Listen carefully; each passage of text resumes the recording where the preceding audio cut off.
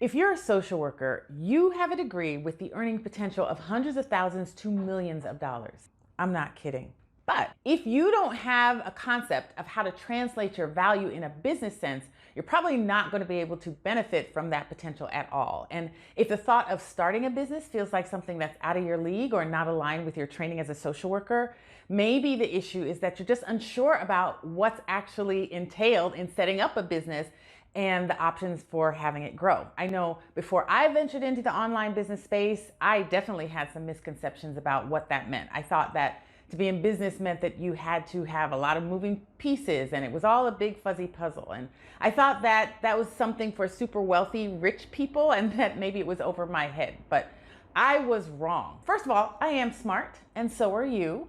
And second of all, I just needed the right information to help me understand all of the options available to me as an entrepreneur and how to make it work. I needed a business model, and so do you. Now, all of us probably interact with hundreds of business models on a daily basis, so it's nothing that you're not already familiar with. But if the types of business models has never been explained to you, you might not realize how many options you have when you're thinking about starting to leverage your skills in a way that aligns with your values and allows you to live life on your own terms. So in this video, we're going to be talking about what a business model is, why it matters, and the 3 things that you need to consider to choose the best one for you. And if you're new here, welcome to Rich Social Worker. I'm Eva Ford, social worker, mindset mentor, and online business coach. And if you've been looking for steps, strategies, and ideas to grow your impact and your income so you can live your richest life, you have come to the right place, my friend. And you're gonna wanna stick around. So subscribe, turn on that notification bell so that you know every time I upload a new video. Like this one,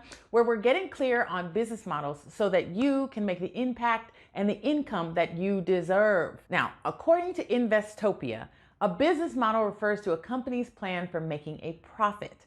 It identifies the products or services that the business plans to sell, the people those products or services cater to, and any anticipated expenses. Now, in order to make this explanation as simple as possible, let's start from what we already know. So in social work, we have models. In fact, we learn about theories and models.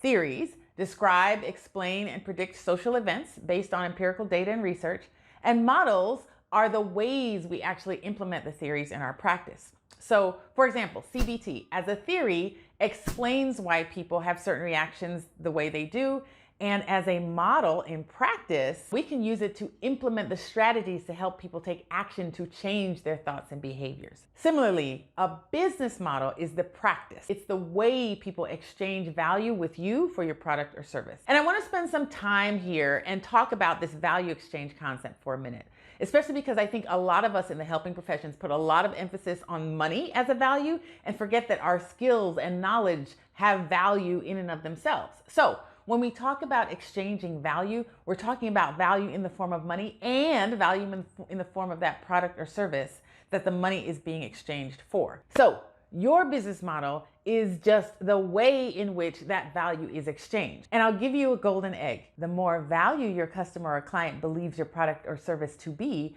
the more money they're going to be willing to pay for that product or service. But more on that at another time. Now, when I was doing my research for this episode, I didn't know at the time that I was actually opening Pandora's box, because when you do a search for business models, you're going to discover that there are as many types of business models as there are types of businesses. Do you have Netflix?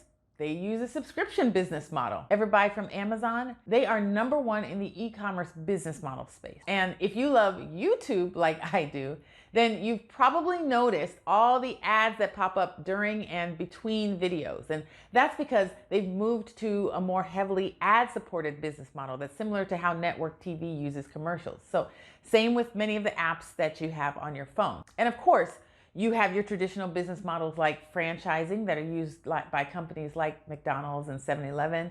And you've got your physical and brick and mortar businesses that your parents grew up with and that I grew up with. We call those stores. Not to mention the plethora of newer business models like crowdsourcing business models, affiliate business models, freemium business models, social enterprise business models. Literally, the list goes on. And it's definitely not a one size fits all, because within those business models, you can have variations of business models and even use hybrid business models that combine e-commerce with brick and mortar and even partnerships with other businesses. So you see, the options are pretty endless. All right, before I share with you the 3 things that you need to consider when you're choosing a business model that's right for you, keep in mind that any business model you choose will need to answer these following questions. What is the thing of value that you're exchanging money for? Who is going to buy this thing? We call those customers or clients. What are the resources that you need to deliver your value to your customers or clients? How are your customers or clients finding out and staying informed about your thing of value? How are you going to deliver your thing of value? Like, how are they going to get it? Who are the key partners that you need to actually deliver your value? What are the things that cost you in your business? What are the things you need to do to make money from your thing of value? And finally, how are you going to get paid? That is the most important thing, because if you don't have that, you don't have a business. You just have a volunteer service, which unfortunately I know a lot about. So when you're thinking about starting a profitable business that people want to buy from, you want to think of it from the perspective of what's in it for your customer. Either it's going to help them survive or thrive. Either way, it's not about what you think is valuable. It's about what your customers do, which is great news for you, because it means that once you can identify a need, what we often refer to in social work as a gap in service delivery, and you can meet that need and people will pay you to do it, you're in business. So give yourself a round of applause. All right, I promise to share with you the 3 things that you need to consider when you're choosing the best business model for you. And as I was starting my rich social work journey, I noted the horror stories of entrepreneurs who had built entrepreneurial prisons for themselves because they've been so focused on making money that they built systems that didn't respect their quality of life, to the point where they had no vacation time, no time to nurture relationships that matter to them, or even take care of their physical or mental health. So that's why the first thing to consider from a rich social work perspective is how your chosen business model fits into your lifestyle design. Now, if you've never heard the term lifestyle design, it's simply the intentional and deliberate crafting of what you want your life to look like, instead of getting swept into the current of life unconsciously. Trust me, you don't want to be the person who looks back at your life 10, 20, 30 years from now and wonder what happened to all your hopes and dreams. But you're going to need to be intentional about what your tomorrow looks like from now. Years ago, when I was searching for a business model, I knew I wanted travel to be a cornerstone of my life. So I only looked at business models in the online space so that I could work anywhere I was in the world. And when I learned the difference between high ticket and low ticket products and services, I further refined my business model within the coaching and consulting industry and have since played with various models within this space. So just know that designing your life intentionally isn't an overnight transformation. It might take you anywhere from 2 weeks to 12 years. And if you'd like to get started mapping out what it'll take to have the life you love, I've got a whole video to help you map out a design that's tailored to you. You can check it out here.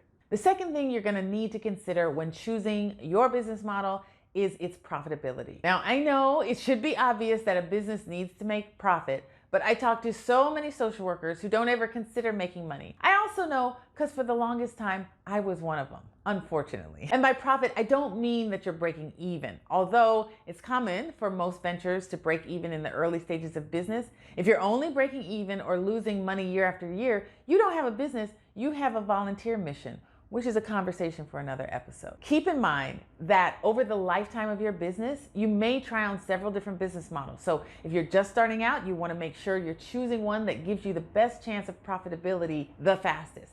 You can always modify in the future. Choose wisely, my friends. Thirdly, when you're choosing a business model, it needs to be scalable, as in able to grow and easily expand. One of the dopest lessons I learned from people like Robert Kiyosaki and Tim Ferriss is that if you don't have systems in place in your business that work on autopilot and without your involvement, you don't have a business, you have a job. And you don't want to give yourself a full-time job. You want a business that makes money for you, whether you're there or not, and that puts money in your pocket so that you can live life the way you want. But to do that, you're going to need to set up systems in your business that incorporate automation and other people's time. That's the only way you're going to scale and grow it to be its own income-generating machine. A final note about business models. There's no best one for everyone, but there will be a best one for you.